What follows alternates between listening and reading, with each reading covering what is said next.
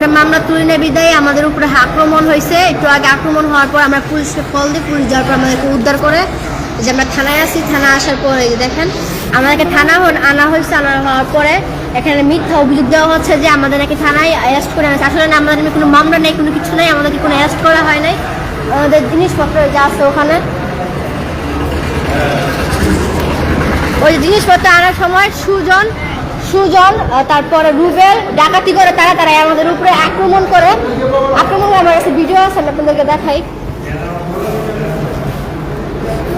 মামলা তুলে নিয়ে যায় আমাদের উপরে আক্রমণ করা হয়েছে। আক্রমণ করা হওয়ার পর তারা মিথ্যা অভিযোগ দিয়ে আমাদের উপরে তারা যা হচ্ছে আমাদের কাছে কোনো কিছু পাওয়া হয় নাই, আমাদের কাছে কোনো কিছু না। ইমরান বিপিকে জামিনে নাম মঞ্জুর করার কারণে আমাদের উপর তারপরে যখন আমরা মামলা না তুলি, তখন আমরা যখন জিনিসপত্র নিয়ে আমাদের গ্রামের বাড়িতে চলে যাচ্ছিলাম, তখন সুজন, রুবেল, ওদের ইমরান বিপির ফ্যামিলি সবাই আমার উপরে আক্রমণ করে। এই যে দেখেন আমাদের ভিডিও ফুটেজ আছে, এই যে দেখেন, এই যে দেখেন,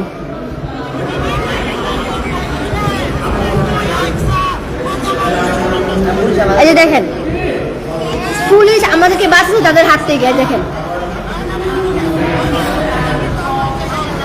মামলা তুলে নিয়ে বিদায়।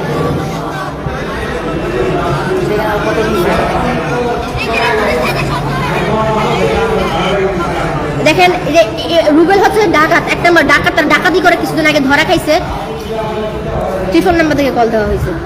হ্যালো, আসসালামু আলাইকুম। যে পুলিশ আসছে, পুলিশটা গেলে আমাদেরকে ওখানে মারি ফেলতো। পুলিশে আপনারা কল দিয়ে জিজ্ঞেস করেন, আমাদেরকে থানায় আনছে। আনার পর ওরা আমাদের থেকে ঠিকানা নিল। আপনারা একটু জি হিসাবে পাইছি আলহামদুলিল্লাহ। ওরা না গেলে আমাদেরকে মারি ফেলতো। আসসালামু আলাইকুম।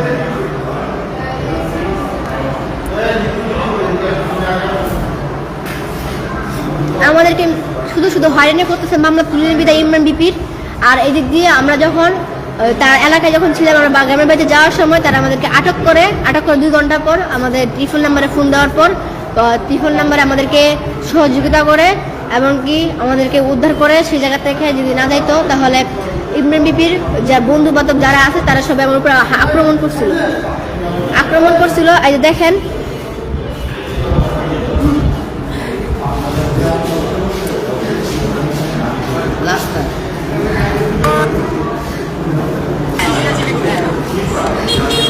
এই যে দেখেন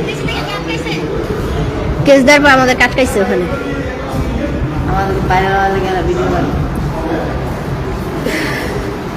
কেস তুলে নেওয়ার জন্য আমাদের উপরে আক্রমণ করা হয়েছে। এই যে দেখেন